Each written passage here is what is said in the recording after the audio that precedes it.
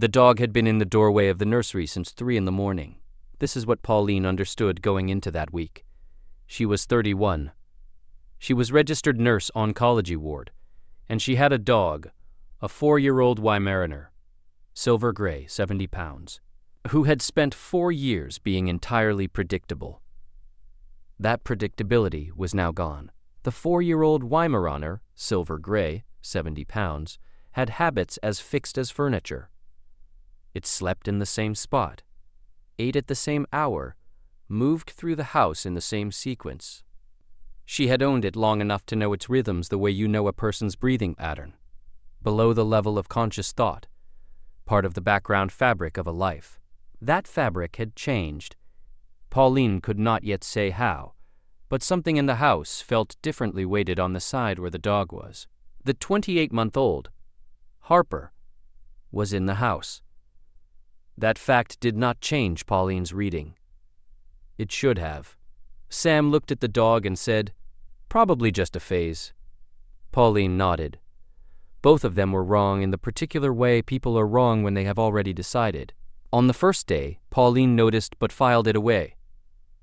It was unusual, not alarming. The dog had earned the benefit of the doubt over 4 years. On the second day, the behavior returned. More specific, same location or same body orientation or same object fixation. Pauline applied a professional framework. She was registered nurse, oncology ward. She had frameworks for this. On the third day, Pauline tried to redirect. The dog could not be redirected. On the 5th day, Pauline physically separated it from whatever it was fixating on. It returned within 4 minutes. On the 6th day, when Pauline kept it in a different room, it began making a sound it had never made before. Not distress, not play, but something older and more deliberate. That was the sound Pauline could not classify, and because she could not classify it, she made a note. That note, written at the bottom of a grocery list and then transferred to her phone, had a timestamp that would later matter. The behavior escalated. Each new day added 1 layer of intensity. The dog was not asking. It was telling. It had reached the limit of what its body could communicate, and it was using everything it had. Pauline was professionally trained to be certain about one thing. There was a rational explanation. There was always a rational explanation. She was registered nurse, oncology ward. She had spent years building frameworks for precisely these moments. And the framework said, animals have anxiety responses, animals have attention-seeking cycles. The framework was reliable. The framework had been right before. The framework was wrong. What the framework could not account for was the thing that had no visible symptom, no apparent trigger, no surface-level evidence that anything was wrong. What the dog was registering, through the 60 million centroceptors in its nose, through the vibration sensitivity in its paws, through the biochemical literacy that had been built into that species over 40,000 years of living alongside human beings, was happening below the threshold of everything Pauline had been trained to detect. The moment of crossing came quietly, a small change, a number slightly off, a color that seemed wrong, a sound or a stillness or an absence that Pauline's professional knowledge recognized. 1 second too late, and Pauline's body recognized first. She was moving toward the door before the thought had fully assembled. The pediatric pulmonologist was direct.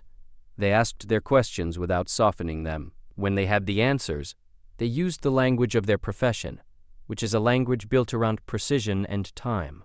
They said, "Silent asthma attack. The effort of breathing at this severity looks like sleep."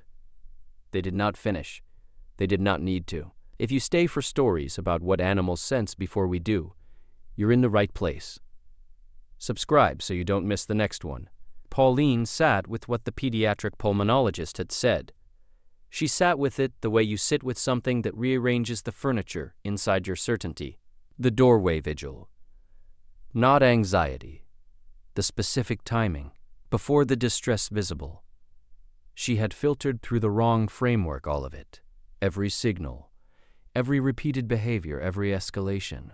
She had used every professional tool available and had still been looking at the wrong question. The dog had been looking at the right one. Has your pet ever done something that made no sense until it was the only thing that did? Tell us in the comments. These stories deserve to be heard. The dog returned to its normal life within a week, its regular spot, its regular habits, its regular morning sequence through the house. No performance, no aftermath, just the quiet resumption of being exactly what it had always been. Pauline watched it settle back into its routine and thought about the precision of what it had done. Not because it had understood the outcome. It had not understood the outcome. It had understood that something was wrong, and it had been physically incapable of stopping until someone else understood that too. If stories like this matter to you, subscribe so you never miss the next one. There is a kind of loyalty that does not require language or diagnosis, or the ability to explain itself. It only requires that the animal keep pointing at the thing that matters, for as long as pointing takes, until someone finally looks.